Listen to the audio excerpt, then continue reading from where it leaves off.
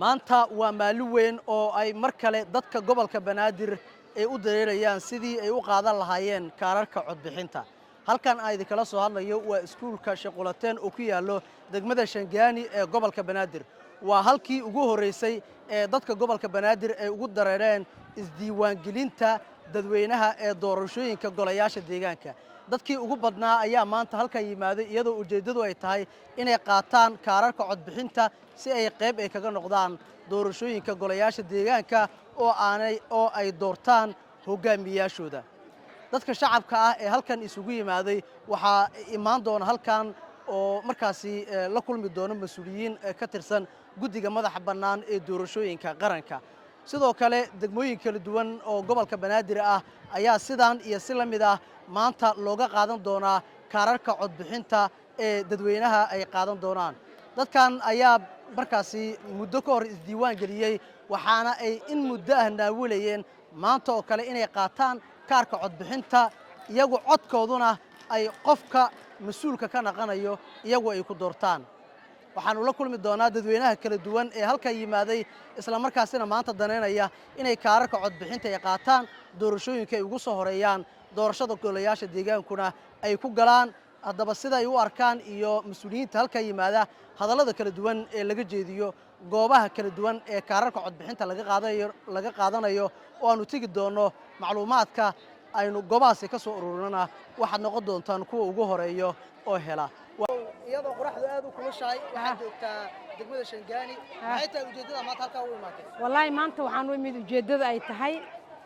inay riyadayna noo rumowday oo kaarka codaynta aan ka qaadan doono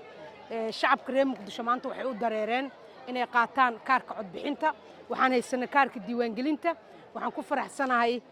anigoo furinta ka imid 15 Abriil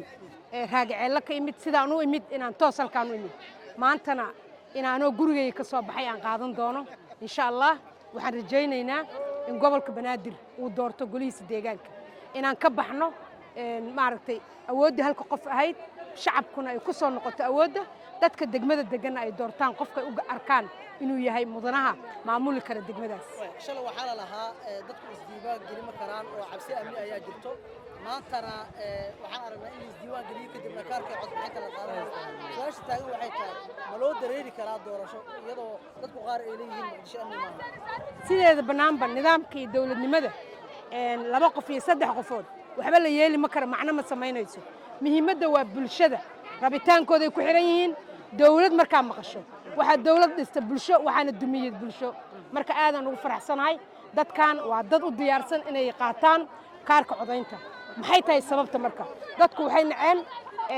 mas'uul loo soo magacaabayo oo aan degmada u dhalanin oo meel kale laga keenayo haba laga keenee haddana cadaalad mar walba tabashay qabeen bulshada waxaan kaloo ka xoroobaynaa annaga daan haweenka Soomaaliyeed waxaan naloo xiray qoondadii degmadan waxaan ku leenahay 6 kursi oo lama taabtaan ah waxa ku tartami kara gabdhaha bes sidoo kale waxaa noo furan kuraasta kale inay gabdhaha ku tartamaan marka sanadkan waxaan is dhihi karnaa xukuumadda iyo madaxda qaranka oo madaxweynuhu ugu horeeyay dhammaan iyo labada gole ee baarlamaanka waxa la isla qaatay iyo guddiga doorashooyinka waxa la xaqiijiyay cabashadii badnayd oo dumarka Soomaaliyeed ay qabeen waxaan nahay beesha lixaad waxaan nahay hebel 30% hana la sii waa laga tagay maantay waxaan haysanaa awood codkeena aan wax ku dooran karno waxaan ku diidi karno ugu dambeyn maxaa ka leedahay cabsidii dadku qaar ay ka muujinayeen in Muqdisho aysan amni ahayn doorasho looga dareeri karin walaal kuwaas waxay la tahay dad Muqdisho degan ma ahay waa dad maybe dad kale oo iska yimid qofka hadduu shaqo tagiya wuxuu rabo isaga hadli karaa laakiin dadka magaaladan degan amnigeeda nabadda aan haysano annaga og annagaana ka marqaati kici karno dadkan waxay ka soo baxeen xaafadahooda goormay cabsida dhamaatay ciidanku wuxuu ka dagaalamayaa furimaha amniga aadan uga mahad celinaynaa ciidamada nabad sugidda booliska iyo booliska military shacabka waxa magaalada meel walba lagu xiray kaamirooyin way u dhamaatay ma jirto iyo kuwa qarwaay waxaan leenahay adeer doorasho loo dareere xamar waa nabad iyo nabad maaha waa laga gudbay xamar doorasho ma ka dhici kartaa mise kama dhici karto maanta waxaan safka ugu jirnaa kaarka codbixinta waxaan hadda ku suganahay hoolka ay ka socoto qaadashada kaarka codbixinta dadweyne aad u tiro badan oo ka kala yimaada degmooyinka kala duwan ee gobolka banaadir gaar ahaan dadkii halkan iska diiwaan geliyay ayaa ku sugan hoolkan si ay kaarka codbixinta u qaataan waxaan soo dhaweynayaa maamadan oo ka mid ah dadka hadda kaarka qaatay. Maama kaarkaagaa wadataa? kaarkayga waa wataa haye waana ku mahadsantihiin haye kaarkayga waa wataa waana ku mahadsantihiin kun boqolkiiba boqol haye marka kaarkan waa kaarkii codbixinta. waa kaarkii codbixinta alla qofka u qorana qaadanaysa shalay markuu waa isdiiwaan gelisay maantana kaarkii haddana codbixinta. ugu dambaysta guulaan taaganahay ها كاركيا وضعتها kaarkaygan wataa marka waxaa rabtaa inaad codka ku dhiibato codkayga inaan ku dhiibtaan rabaa haddaan gaaro allaha awoodna uu ii ogolaado waan markii kugu horeysay oo kaar noocan ah markii ugu horreysay oo qaato yaa ku dooranay marka codkaaga codkana allaha awoodna cidda uu ogolaado hay aniga inaan gaaro aan galo allaha waclan laakiin qabla qofta uu qoray aan ugu codayha dad badan oo la kulannay waxay leeyihiin dalkeena iyo dadkeena xiriirihiisa ilaahay u qoray aa qaadaysa kaarka dad badan oo saaka la kulannay waxay leeyihiin codkeena waa ku ciil bixeenaa maya waxaan ku ciilbaxaa ma jiraan aniga waxaa waa qofta alla u qoraa qaadaysa codkayga marka adi hadda sababta ugu weyn aad maanta kaarkaaga u soo doonato maxaa waaye ugu weyn waxaa waaye doorashada waddanka ka jirta inaan uga qayb galaan rabo oo xornimo ku qaato kaarkayga dadka qaar waxay leeyihiin dadku waa la soo qasbay intaa la wax keenay lay qasbo ma jiraan qayaar cadan ku imida oo qofku soo qasabta ma laha cid soo qasabta ma leh Haye. anaa imida xornimaan kaarkayga ku qaato xornimona waddankayga inaan ku noolaadaan rabaa birina codkaaga ku berina dhiibanaysa codkaygaan ku dhiibanaa salaamu هذا calaykum واسطة ما شكرا salaamu calaykum salaamu calaykum aad iyo aad magacaygu waa ibraahim cabdulle aad aad ugu faraxsanahay kaarka codaynta inaad maanta soo doonto waa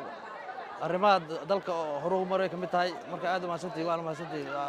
markii kugu horeysay oo aad kaar kaar soo doonto aad iyo aad markii ugu horeyso kaar soo doonto waay maxay kaaga dhigan wallaahi shucuurtayda aad u fiican tahay oo waa 30 sano kabacdi doorasho hadda kabacdi dhacaysa waay aad waa dowladda ugu mahad celinaynaa kaarkaaga qof nuucee baa ku dooranaysaa codbixinta wallaahi qof mas-uul ahoo haddii alla ku horeeyo u qalma dalkan ugu codayha hay qof u qalmo oo dalkay dadka xogtaraya baa codkayga siinaya insha allah haddii alla yidhaahdo بسم الله الرحمن الرحيم waxaan u taaganahay kaarka codaynta inaan qaato Soomaaliya kor Allah ka dhigo madaxdeena kor Allah ka dhigo mashaariicdeena kor Allah ka dhigo ummadda Nabi Maxamed kor Allah ka dhigo dalka iyo diintana xor Allah ka dhigo ma magacaaga adagana Shamsa Maxamuud Biblaawe codayntana waxa waaye ninkii alla u qoraa qaadanaaye laakiin anigu waxaan ku codaynaa in dalka iyo diinta Ilaahay kor ka dhigo maxay kaaga dhigan tahay maanta inaad kaar codbixin aad qoraxda u taagan tahay maanta waxaan u diganahay in dawladeena dalkeena iyo madaxdeena ay kor noqoto oo kaarkeena nabad aan ku qaadano dalkeena nabad aan ku joogno marka markii kugu horeysay miyaa aad kaar codbixin waa ikow waaye weli ma arkin inkastaan muqdisho aan ku noolaa ikow waaye maanta weli ma qaadan weli waa ikow maxaad dareemaysaa marka wax badan oo farxadaan dareemo haya haddan intii aad gacanta ku haysay aad sugaysay ka war maanta oo kale maanta oo kale aan la sugaayay haddana kor Allah ka dhigo inta aan codayheena iyo inta gadaashana ka coday doonto waddankeena xor Allah ka dhigo codkaaga ma dhiiban doontaa wax ma codkayga dooran haddii alla idmo oon gaaro haddii alla idmo oon gaaro qof nuucee baa ku dooranaysaa codkaaga yaa qof nuucee qabti alla ila kulmiyo Allah iyo rasuulkiisa taqaan aan dooraha Allah iyo rasuulkiisa taqaan aad u mahadsan Allah iyo rasuulkiisa taqaan ayo ha hay